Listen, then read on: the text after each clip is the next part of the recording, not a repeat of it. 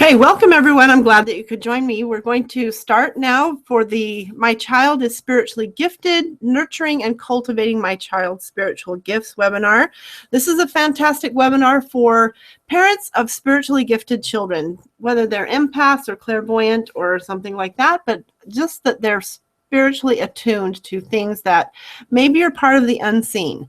I am glad to have you join me. My name is Sherilyn Thomas, and I am a vision and clarity coach, and I would love to speak with you for the next few minutes about nurturing our children through these experiences that they have.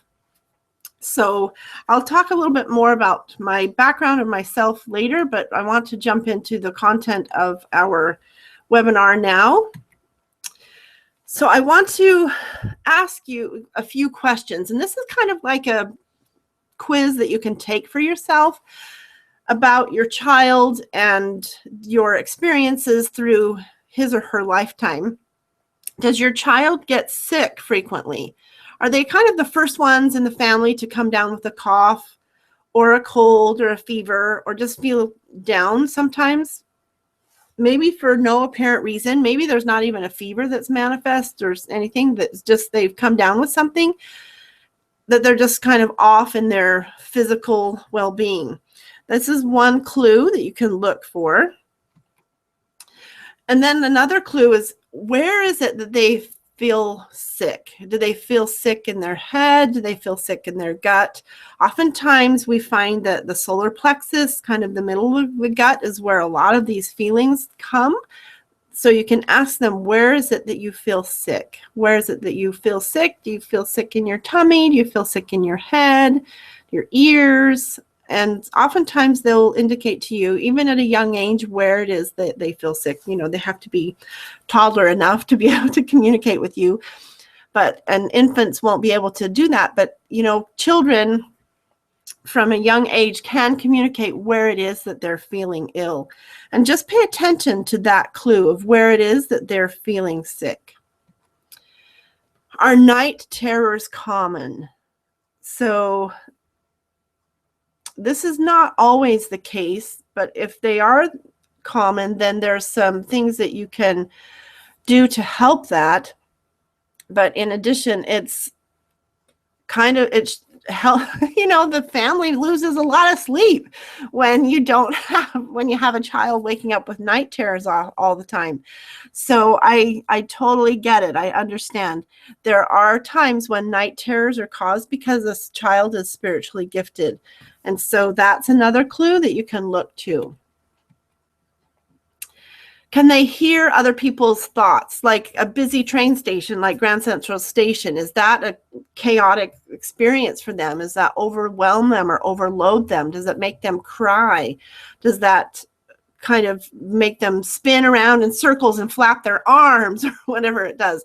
So does that offset their natural balance in some way? So sometimes it's just too much that they can hear in a crowded environment, and not just for the noise. It's more of what they can hear, because they can hear more than what is seen and what is obviously heard.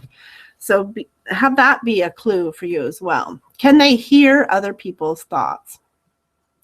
Do they prefer being alone? And that's not just meaning a shy person who kind of spends their time away from other children, but do they prefer that? Do they seek to find places of refuge? Do they, you know, I picked this image of this church because, you know, just imagine a child who is sensitive like that sitting in the middle of all of these other chairs and them being full of people. That would be complete overwhelm to a child who is more spiritually attuned, because he or she would, you know, feel and sense all that's going around him and that's sitting right next to him or her.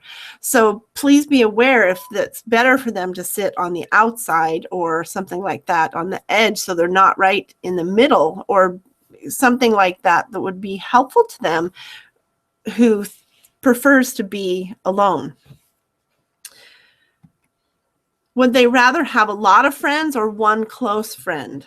Oftentimes, this is another clue if they're, you know, starting to be at the age where they make friends. Is it that they have a lot of friends and that they're able to socialize with everyone? They're socially responsive, they're engaging, or is it that they prefer to just have one close friend or no friends for some time? So just have that be kind of a thought as you go along with determining whether your child is an empath or spiritually gifted. Do they yell or run in circles, flapping their arms to kind of like drown out the overwhelm that they feel or drown out the others that they feel or sense? Is it something that's very reactive to them? Is it a charged situation? It doesn't always have to be that, but there's some way that the child is manifesting that they are having some trouble.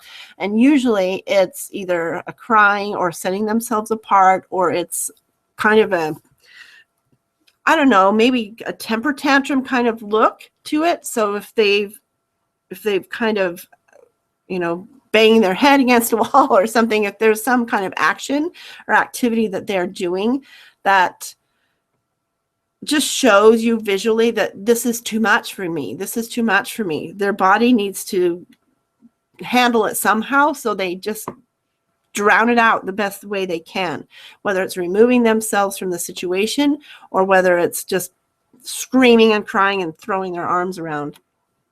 So have that be a clue for you as well.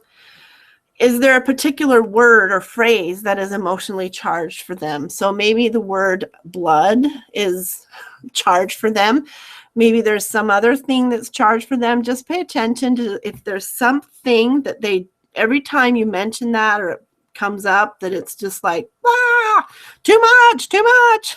So just pay attention to that. If there's some kind of phrase or concept or idea that's emotionally charged for them, just pay attention to that. And that can be another clue that your child is an empath. Are they particularly interested in animals or nature? Do they feel like kind of that they're a horse whisperer if they can talk to the horse and tell them how they feel or things like that? Horses are amazingly powerful energy readers, and they can sense your energy and you can sense theirs if a child is an empath. So it's not just horses, any type of animal and anything in nature. Do they feel like they need to be outside a lot and touching leaves and, touching animals and, being in contact with them and the gentleness of the animals? So sometimes there's those things that are very significant clues that your child's an empath. Again, like I said just a second ago, would they rather be outside? This boy's image is fantastic. I don't really care for the photograph so much, but the image of just the freedom of this child swinging his arms with sticks, just by himself.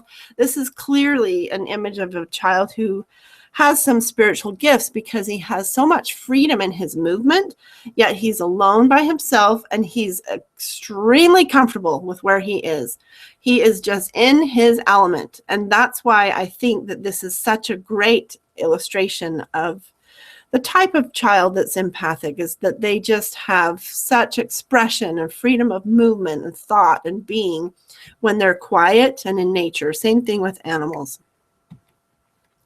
Are they alarmed by violence, news, television, or disasters? Is that something that kind of sets them off and scares them, where they want to hide or remove themselves or react violently in some way?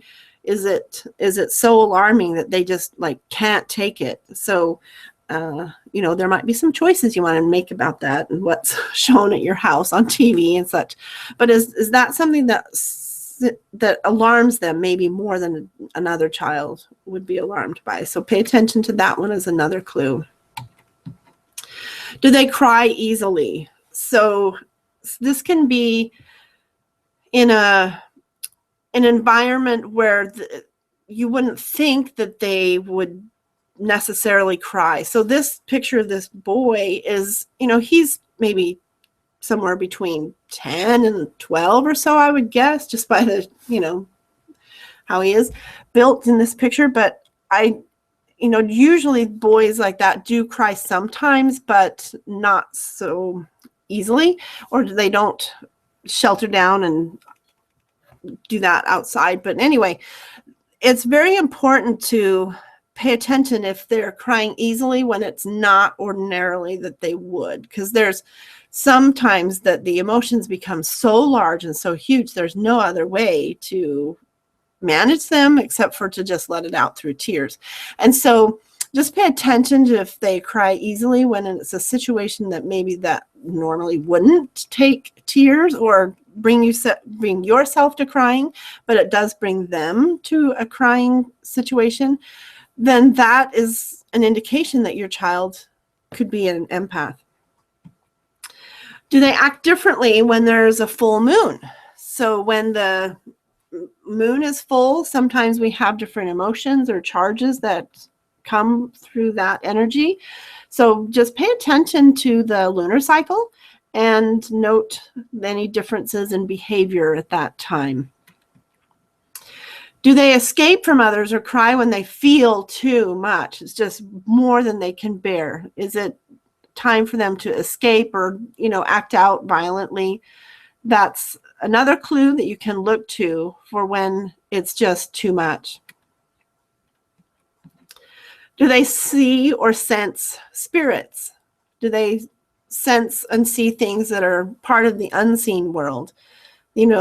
There's a lot of children who are able to see that very clearly. They're empathic, but they're also seeing. Their gift is sight, to see things that are not seen by the rest of the population.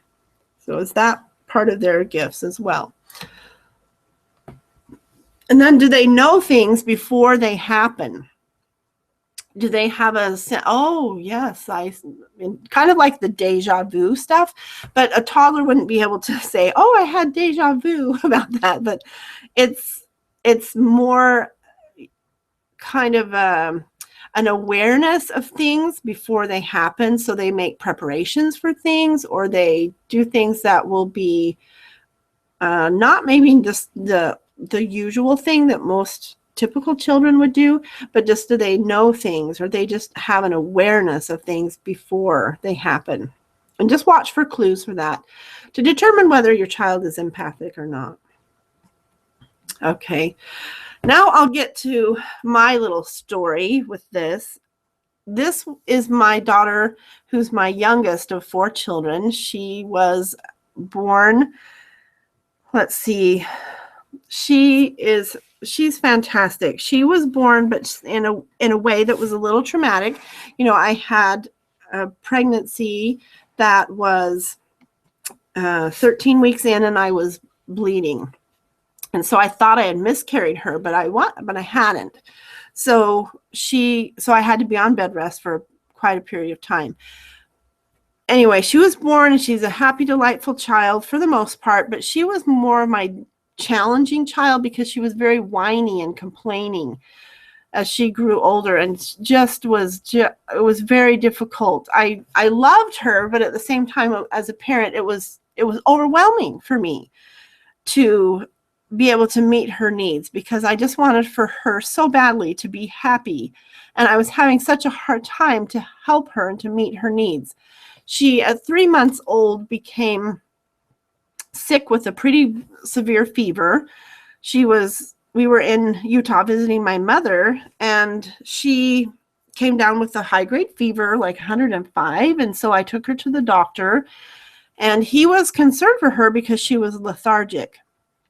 So then he sent us to the primary children's hospital in Salt Lake City, and she had a full workup at 3 months old, spinal tap and everything. They could find nothing wrong with her, but her body was just manifesting a fever. So they just called it some kind of infection in her body and sent us home. Actually, they gave her a shot of something and sent us home to follow up with the doctor in a couple of days. So I followed up with the local doctor, and he gave her another one of those shots, whatever it was, to help her.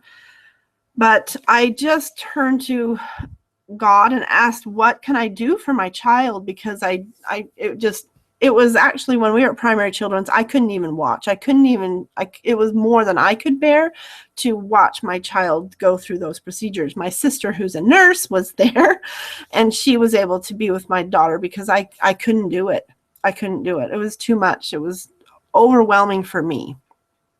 So as I would ask God what to do and how to help my daughter, I just, in time I came across herbs and found that herbs would help her. Oh, and this important factor is that this would recur like every other month, that from then on she would get fevers. And she would get fevers every other month. And so I with nothing else, no other sign than a high temperature. And I was just baffled by this. And I felt like such a horrible mother because I couldn't figure out how to help my child. But anyway, I found herbs, and herbs were really helpful. And I didn't have to watch the clock for the, giving her medications and stuff. And I could do herbs for her. And there was an echinacea tincture that I gave her. And that was helpful to some degree. And then I was introduced to doTERRA essential oils, and I loved those because I could put peppermint on her, and in 15 minutes, the peppermint would take her fever down. And so I was so relieved, and wonderful, wonderful, wonderful essential oils to be able to use for my children. I didn't have to watch the clock. I was more free in that. But the struggle continued because this is the thing. These things helped her, going to doctors, and I would continue to go, and I asked the doctors further. I said, why is she continuing to get these? They wanted me to track her food intake and track her, when she got the fevers and all that kind of thing. Well, 9 years later, actually 8 years later. So for 8 years going through all of this and, being able to do various remedies to help her and things like that, but she would still miss school 3 or 4 times because she was ill with this unexplained fever. And so it was a year ago now that I finally came across something that was helpful to the point that I understood what she needed. And so that's why I wanted to share this with you, is because hopefully some of you other moms won't have to wait for 8 years to help your child to get to the point where they can get to the root of the problem, because I could address the things and the symptoms and stuff, but I couldn't get rid of and couldn't help her remove those fevers from happening. So anyway, she and I would talk about this, and she, how do we get to take care of your fevers? And so anyway, I met with Melissa Munn, who's a emotion code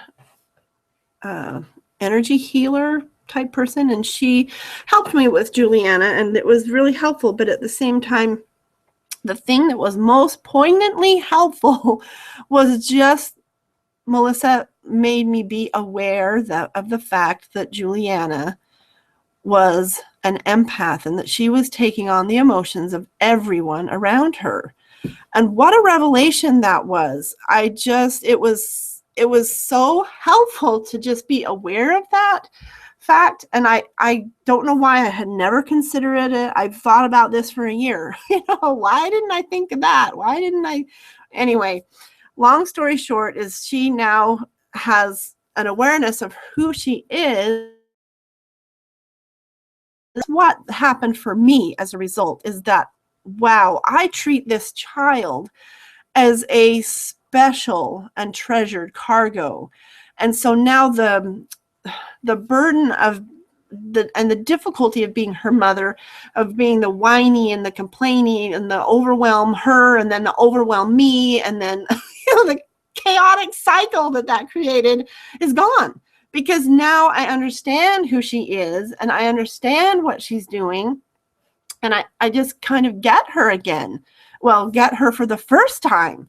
So glorious life that it is now. I just really am grateful to understand who she is and how she operates and all of that kind of thing. So the important part for me was, as her mother, to be my brain turned on and my heart turned on, and I realized that I needed to help her in a different way.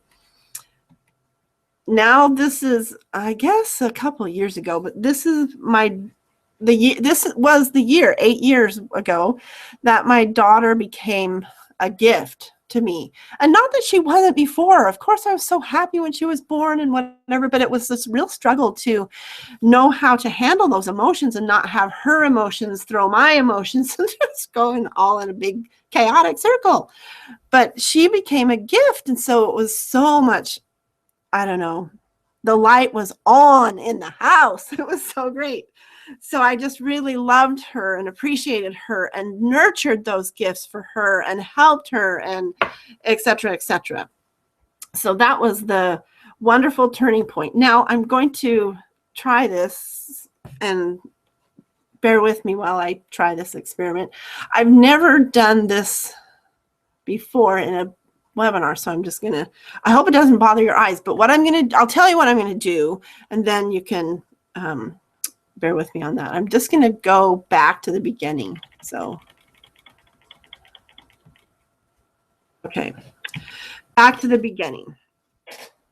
So the thing is, as I was making myself aware of my daughter's needs, I was making myself re-aware of my own gifts. And so the light came on for myself as well. So back to the first slide, does your child get sick frequently? Yes, my daughter did. I am also empathic, and I didn't get sick like this, except for, when I was real small, I would get sick all the time and had my tonsils out by the time I was 2. So yes, I did. I don't remember that. I don't remember the impact that it had on my mother, my father, but I did also get sick frequently when I was super real young. After that, I would think I was more healthy and didn't get sick as frequently. But really pay attention to that. And then as I asked my daughter, where is it that she feels sick? And definitely she feels it in her solar plexus. Sometimes in her head because it's just too much that she hears, but it's mostly her gut.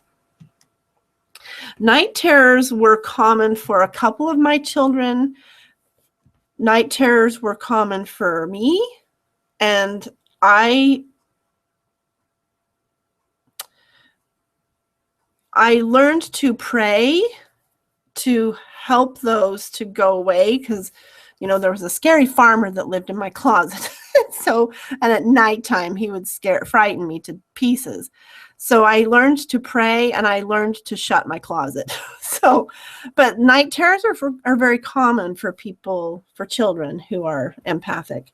So a couple of my children have these, and also I did. So be aware of that. And then ask your child if they're able to talk. Maybe they're too young. Maybe they're 3-month-old. But if they can hear other people's thoughts. So my daughter can hear other people's thoughts. And we've worked on this, that she, some people do this thing, shielding, and they protect themselves so they don't take on the emotions of other people. But I just had her tune in and recognize the difference between what's her thoughts and other people's thoughts. And she's told me as she's sitting preparing for a performance at school, how they had them stand on the risers, and if she's standing next to so-and-so, she's like, oh, he's got way too much going on in his head.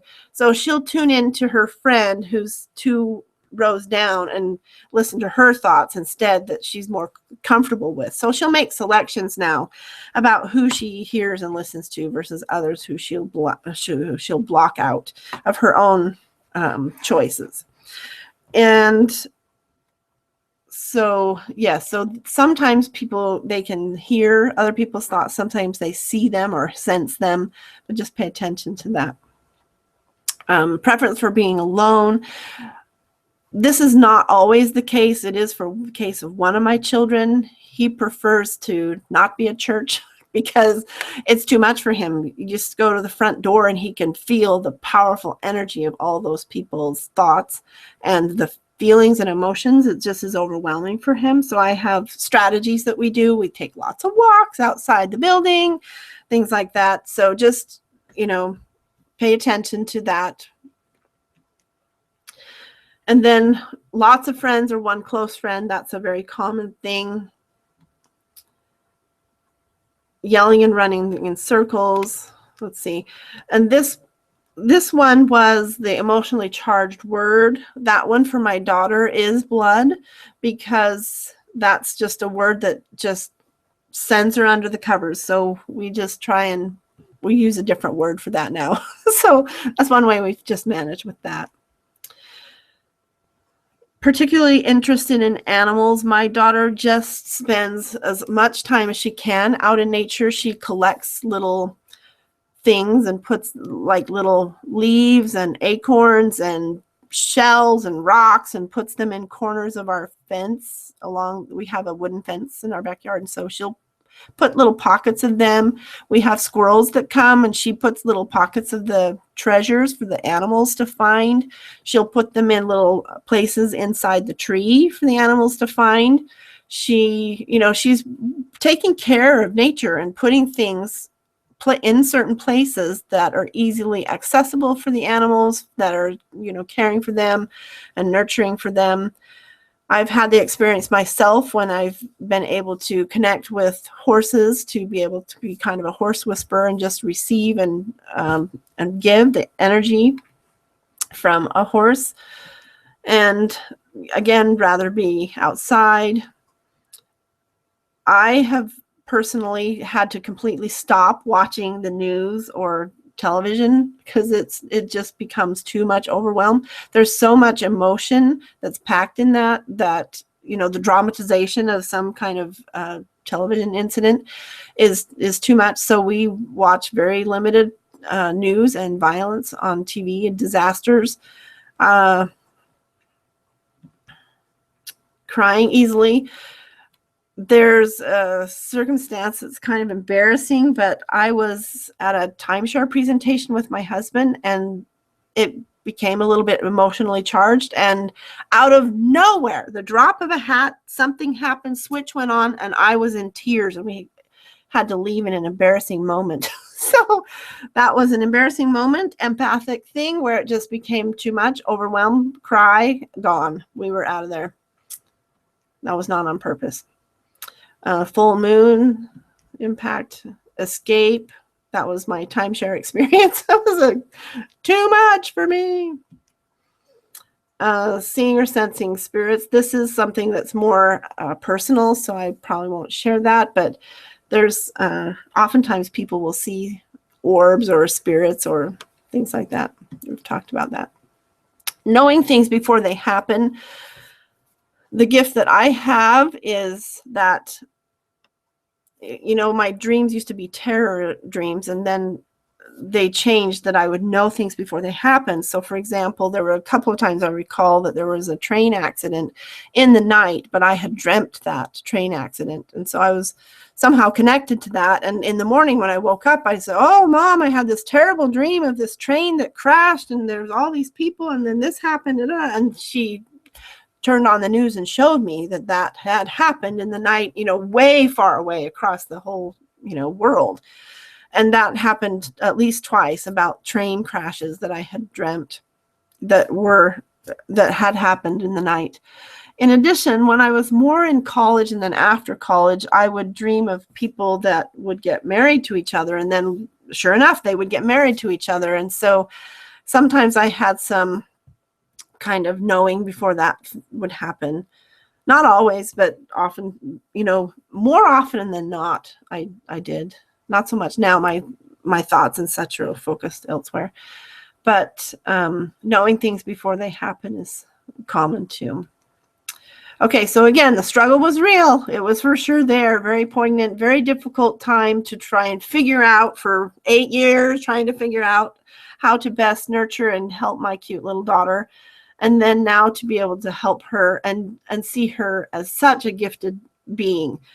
And so, I talked a tiny bit about shielding, and what I wanted to say further is that that's what people suggested for me to do with her. So I taught her how to do that. She feels it doesn't help her. It doesn't work for her. And so I will sometimes do that for her because she'll ask me to. And she says it works to some degree, but sometimes when she wants it in place for her more powerfully, we'll sprinkle it with diamonds, or we'll put her in a little cocoon and zip her up, the imaginary cocoon, and zip her up close so that she's protected. And then we'll sprinkle it with diamonds. And for my son, we did the same thing, and we sprinkled it with gold. So just do fun things that are helpful to them, that they kind of can clue into, see and visualize that is helping them and protecting them when they need and ask for the protection. Okay, so parents of spiritually gifted children, I hope that was helpful for you, my perspective on that. And I would like to offer you a PDF of the slide deck. And also I'm creating a focusing meditation for you and for your child to use. So I'd like to offer that to you, and also early identification of a beta kind of opt-in for my upcoming course. And the reason it's a beta is because the course is not even created yet. So it's not even made yet, but you would be a beta participant in this. If you'll have the opportunity to have early notification for that, for the course that I create. And I will offer it to people that would like to contribute to the course and provide their input and feedback for that, so that it becomes a true course that's really helpful to people, because that's my main goal. I am so motivated by helping other people, especially because now I've been an 8-year learner of what not to do. I have been a 1-year learner of what to do, and now I'm ready to be the teacher of what to do. So I really, really am excited to create this course, and those who choose to participate in the beta program will be able to opt in to help with that, provide feedback. So if you'd like a copy of the slide deck from this, and also would like to have the focusing meditation that I create, then you can just do the paypal.me/riseupilv/9, and that's just for $9. You can have that slide deck and the focusing meditation. And all those of you who participate in the webinar, whether it's the live one or the replay, will get the early notification for the beta opt-in for the spiritual course for parents of fabulously spiritually gifted children. So that's what I would like to offer you. And again, the link for that payment for the slide deck and focusing meditation is right there, riseupilv/9. These are ways that you can reach me. Again, my name is Sherilyn Thomas. It's coaching@sherilynthomas.com, and at Sherilyn Thomas on Twitter. My website and Facebook page is Rise Up ILV. So those are ways you can contact me. I'm also a certified Ideal Life Vision coach. Most of my website is about Ideal Life Vision coaching and goal setting and achieving your goals, things like that. So please contact me how you would like to. And thank you again for listening. I'm just going to pop over and see if there are any questions. I didn't even tell you to ask questions.